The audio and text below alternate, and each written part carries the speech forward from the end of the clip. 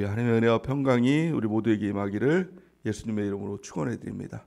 오늘 말씀은 사도행전 15장 36절에서 41절 말씀을 근거로 갈등의 문제가 생겼을 때라는 제목으로 하나님 말씀 증거하겠습니다. 성령이 이끄는 교회 사도행전 강의 62번째 시간입니다. 하나님께서 우리 공동체에게 원하시는 것이 하나 있다면 그것은 바로 화목입니다. 우리가 화목하게 하나가 되게 하는 것, 싸우지 않고 다투지 않고 하나로 하나님께 영광 돌리는 삶을 살아가는 것을 우리 주님께서 원하신다는 것입니다. 잠언 17장 1절에 보니까 이렇게 말씀하고 있습니다. 마른 떡 한 조각만 있고 화목하는 것이 제육이 집에 가득하고도 다투는 것보다 나으니라. 아멘. 하나님께서 주신 공동체가 두 개가 있죠. 첫 번째는 가정입니다. 가정 안에서도 화목하고 또 함께하는 그런 가정을 우리 주님께서 원하시는 것입니다. 그래서 부자가 되는 것, 이것이 주님께서 원하는 것이 아니라는 것입니다. 많은 떡 한 조각만 있어도 화목하는 것이 제육이 집에 가득하고도 다투는 것보다 낫다. 그래서 가난하면서 다툰 그 가정이 그것이 주님께서 오히려 더 원하시는 가정이다라는 것입니다. 그래서 사람들은 부하기 위해 살지만 가정의 행복이 부한 것에 있다라고 생각하지만 하나님은 그게 아니라 화목한 것에 있다, 이렇게 말씀하고 있는 것이죠. 우리의 행복은 화목에 있는 것입니다. 우리 교회 공동체도 마찬가지죠. 교회 공동체에 사람들이 원하는 것은 부흥하고 또 교회가 뭐 잘 되고 뭐 부유한 교회가 되고 이런 것들을 원할 수도 있지만 하나님께서 원하시는 것은 그게 아니라 화목한 교회를 원하시는 것이다라는 것입니다. 진정한 행복은 화목에 있는 것입니다. 행복을 위해서 중요한 것이 뭘까요? 화목을 위해서 중요한 것이 무엇일까요? 우리 반드시 두 가지를 붙들어야 됩니다. 그것이 성경입니다. 그것이 바로 첫 번째는 수직의 관계를 갖는 것이고 두 번째는 수평의 관계를 갖는 것이라는 것입니다. 화목을 위해서는, 행복을 위해서는 반드시 수직적인 관계가 있어야 하는 것입니다. 수직적인 관계가 아니라 단지 수평적인 관계만 있다면 사람은 늘 외로움을 타게 됩니다. 그래서 무엇인가를 해도 누구를 만나도 항상 그 마음엔 허전함이 있는 것입니다. 빈 공간이 있는 것입니다. 그래서 사람들을 보면, 세상 사람들을 보면, 심지어는 예수 믿는 사람들도 마찬가지잖아요.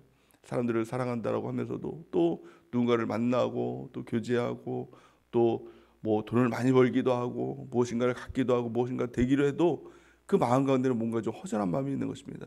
사람과의 교제 가운데서도 즐겁게 막 놀다가 또 집에 가는 그 길에 뭔가 빠진 것 같은 허전함, 외로움, 그런 것들이 끊이지 않는 이유가 있다는 것입니다. 왜 그럴까요? 하나님은 사람들을 영적인 존재로 만들었기 때문에 그렇다는 것입니다. 영적인 그 부분이 비어 있으면 누구라도 그 마음은 허전한 것입니다. 빈 공간이 있는 것입니다. 아무리 무엇인가를 다 가졌다고 하더라도, 뭐 주변에 사람들이 아무리 많다라고 하더라도 하나님과의 관계, 영적인 관계가 비어 있다면, 그것이 무너져 있다면 그것은 채워지지 않는 그 마음들 가운데 있는 것입니다. 가장 첫 번째는 무엇입니까?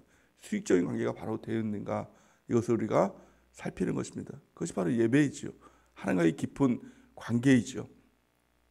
그래서 종종 이런 말을 합니다. 사람들은 외로우면 안 된다는 겁니다. 우리 예수 믿으면서 외로우면 안 된다는 것이죠.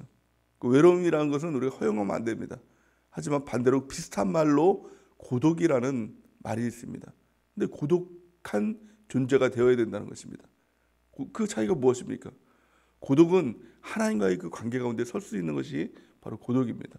광야에서 주님을 만났던 다윗과 같이 그 고독한 시간들, 그래서 그 시간을 우리는 큐티 이렇게 이야기를 하죠. quiet time, 조용한 시간, 고독의 시간, 주님을 만나는 그 시간, 그 시간이 하나님과 우리를 연결시켜주는 바로 그 수직적인 관계가 이루어지는 시간인 것입니다.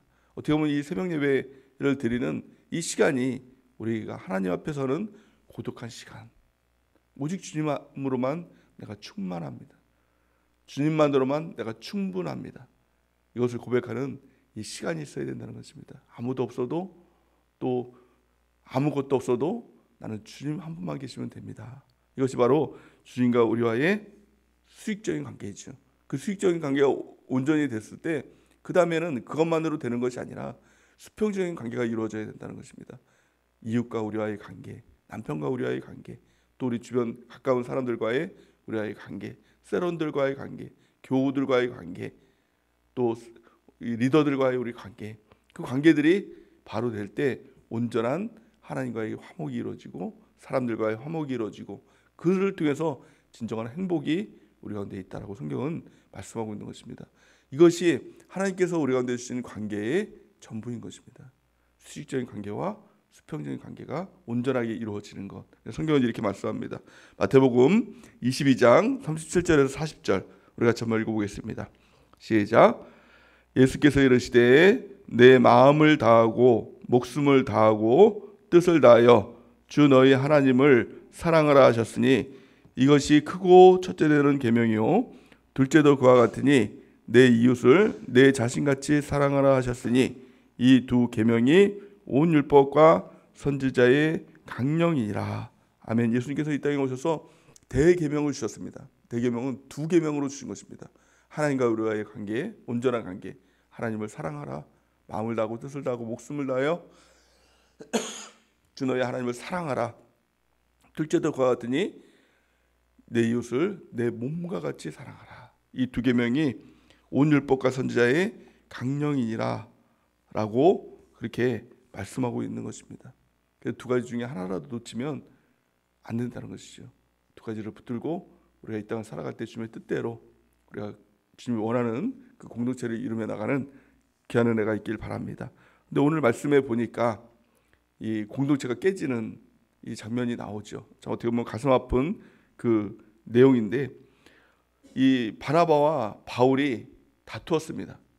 싸웠습니다. 하나님께서 원하시는 것은 사실은 화목인데 그들이 싸우는 장면들이 나오는 것이죠. 39절 보니까 그냥 싸운 것이 아니라 심히 다투어 피차 갈라서니 이렇게 말씀하고 있는 것입니다. 아주 심히 다투었다는 겁니다. 피차 갈라서는 그런 일들이 이루어지게 됐다는 것입니다. 이 모습을 보면서 종종 이런 생각을 합니다. 성경은 단지 그 사람을 미화시키는 것이 아니라 그 사람의 약점들 또 죄성들 그런 것들을 낱낱이 드러내는 것들을 볼 수가 있는 것이죠. 그래서 아브라함이 믿음의 조상이었지만 그가 좋은 것들 위인전처럼 그가 잘했던 것만 기록하는 것이 아니라 심지어는 아내를 팔아먹었던 그 기록도 성경은 기록하고 있는 것이죠. 다윗도 마찬가지로 전무후무한 왕이었지만 하나님 마음에 합한 자였지만 그의 죄성도 성경은 낱낱이 드러내고 있는 것이죠. 그래서 살인하고 간음하고 그 죄도 드러내고 있는 것 아닙니까? 베드로 믿음의 사도였지만 또 그의 약한 점을 성경은 기록하고 있죠. 예수님께서 심지어 베드로를 보면서 사탄아 물러가라 이렇게 얘기하고 있지 않습니까? 또 십자가 사건 앞에서 그의 약함 가운데 3번이나 예수님을 부인하고 모른다고 저주하는 그 모습도 볼 수가 있는 것이죠. 이것들로 볼 때 성경은 사람들의 강점만 이야기하고 있는 것이 아니라 약점을 이야기하고 있는 것입니다. 사람은 이처럼 약한 존재이다 라는 것입니다.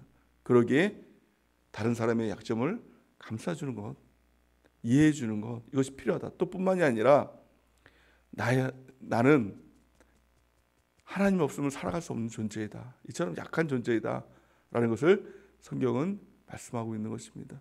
그러기에 우리는 하나님 없으면 살아갈 수 없는 존재인 것이죠. 자, 두 번째 보여주는 것은 이 일들을 통해서 하나님이 하시고자 하는 그 말씀이 있는 것입니다. 바울과 바나바가 다투었습니다.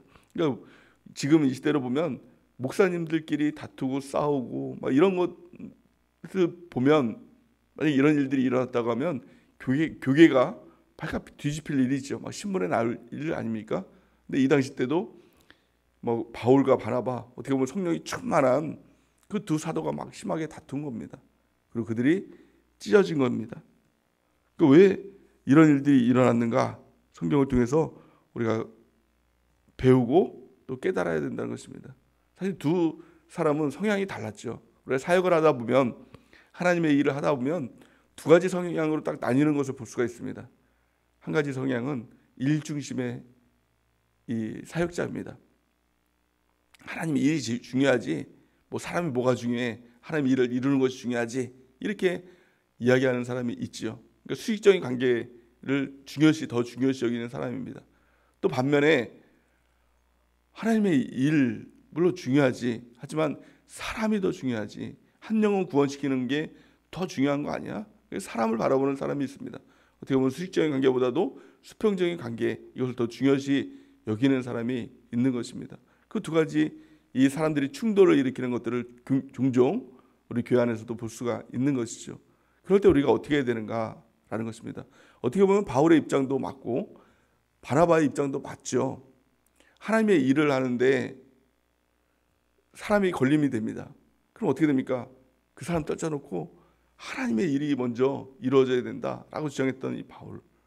또 바나바는 아이고 하나님의 일도 중요하지만 한 영혼이 살리는 게 더 중요해라고 했던 바나바의 입장도 어떻게 보면 맞죠. 그 입장 가운데 우리가 어떻게 그 갈등의 문제를 풀어나갈 것인가라는 것입니다. 물론 진리의 문제라면, 성경에 딱 정해진 문제라면 성경을 붙들어야 되겠죠. 타협하면 안 되겠죠. 근데 성경을 보더라도 그 문제에 대해서는 해결할 수 없는 좀 모호한 문제라면 그것에 대해서는 우리가 어떻게 해야 되는가, 그것에 대해서 우리가 좀 살펴보길 원합니다.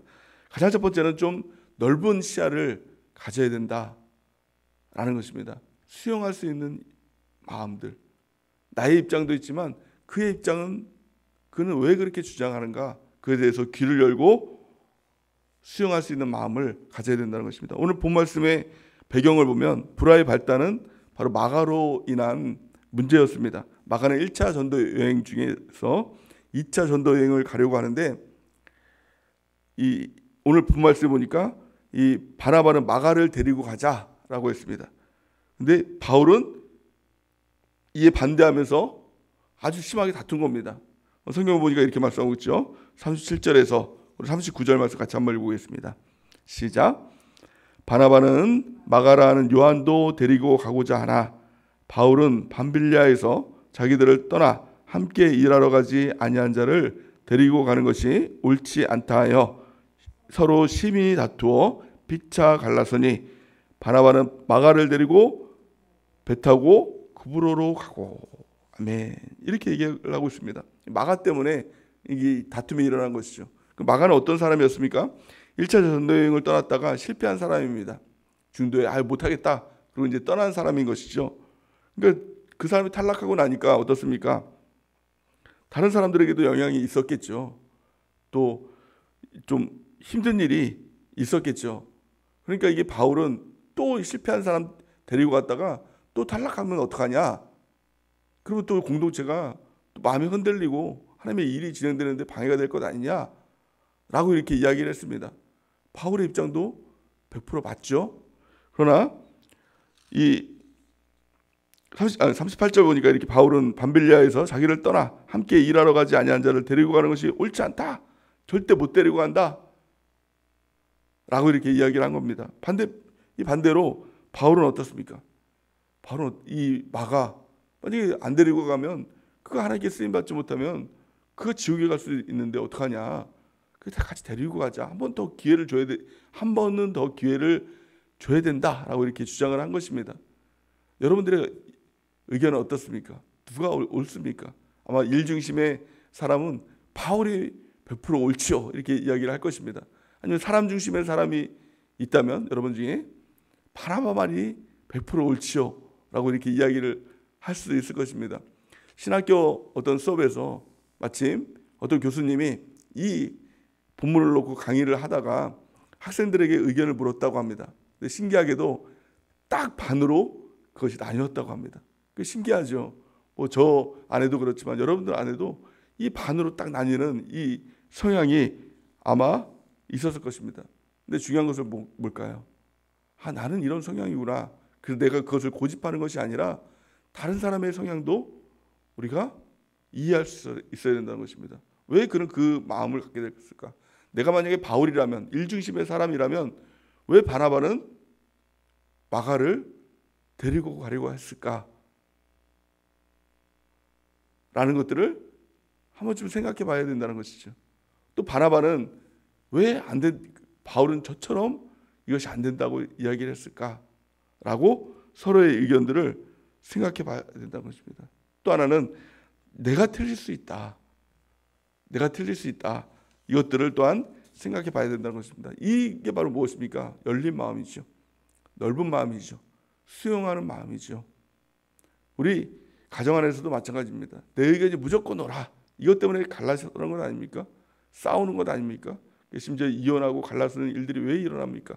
그 사람의 입장, 그는 왜 그렇게 반응을 할까? 그는 왜 그렇게 생각을 할까? 이것에 대한 생각이 없는 것입니다.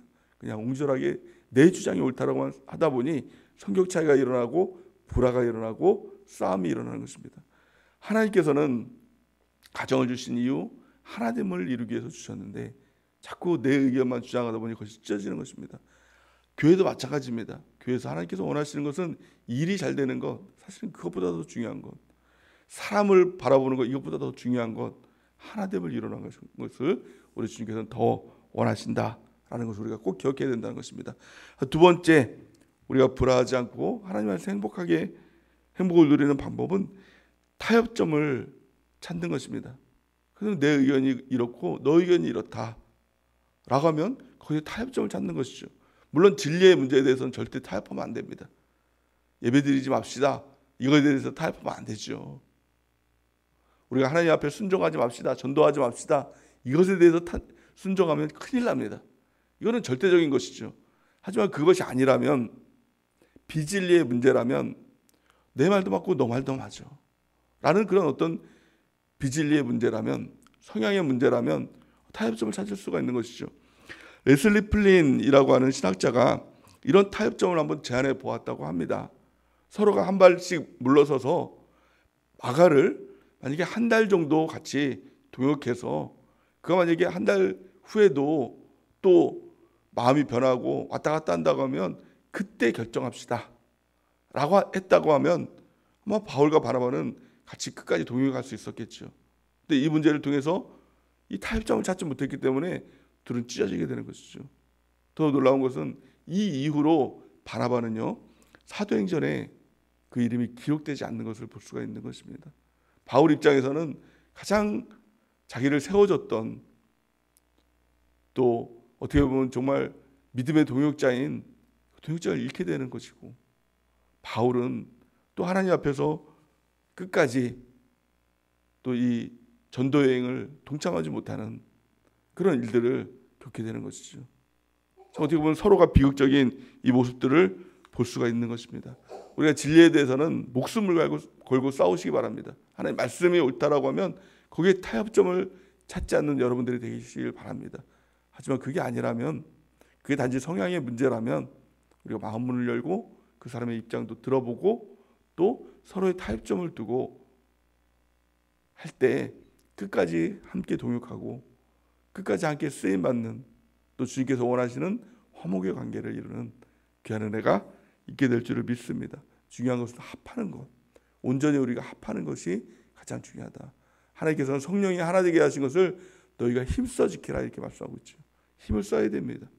하나 되는 일에 온 마음을 써서 힘을 써야 됩니다. 이것이 하나님께서 주시는 어떤 공동체에 주시는 하나님의 뜻인 것입니다. 성경은 이렇게 말씀합니다. 고린도전서 1장 10절 우리가 한번 읽어보겠습니다. 시작.